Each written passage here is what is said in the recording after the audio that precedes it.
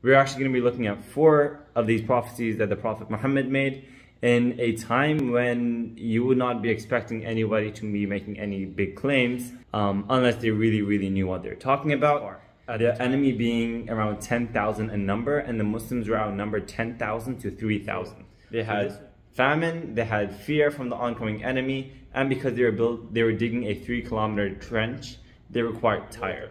Now, upon the first boulder, he says Allahu Akbar, which means God is the greatest, and it breaks into 2 pieces. And he says, I have been given the keys to Sham. And lo and behold, in the year 634 AD, just around 8 years after this event, after the death of the Prophet, peace be upon him, they conquered Bilad al-Sham. Now, going back to the story when he was at the boulder. So after he strikes the boulder the first time, then he strikes it another time. And this time, he says, Allahu Akbar, and I have been handed the keys to Persia, also known as the Sassanid Empire. Again, one of the biggest, if not the biggest empire at the time, and the Byzantine or the Roman Empire was second. He said he's conquered Persia.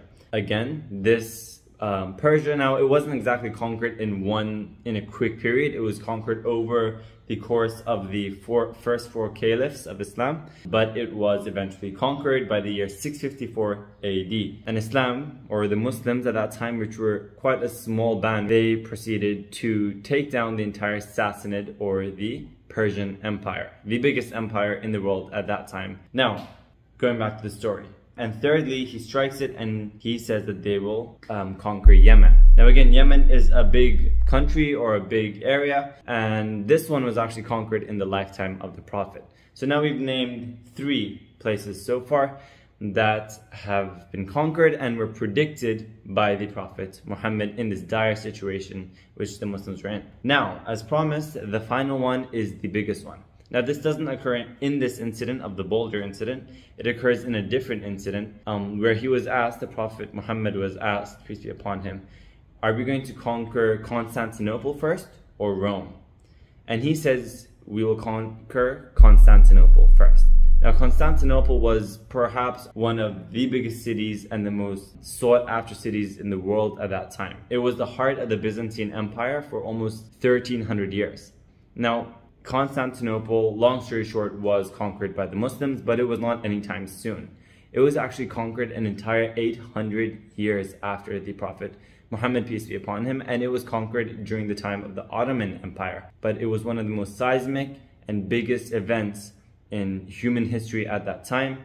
Now, if you look at where Islam started as a small minority and persecuted minority in Mecca, eventually going to Medina, after going through so many battles where they're outnumbered by a severe margin, making these claims that we're going to conquer Egypt, Yemen, Bilad al-Sham, and Constantinople, and then these actually taking place, shows one thing and one thing alone, that the Prophet Muhammad must have had assurance that this was going to happen by God, right? By divine authority.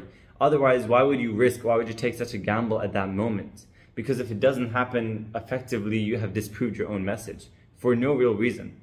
So I hope that shows why the Prophet Muhammad must have been divinely inspired, and why these series of prophecies, amongst many others, which we will cover in future videos, why these show and these demonstrate that Islam and the Prophet Muhammad must be genuine and must be backed by God. And as a side point, this actually proves the existence of God. If you don't already believe in God, this shows that God exists, because if the Prophet Muhammad had divine backing and had divine authority, then it follows that God also exists.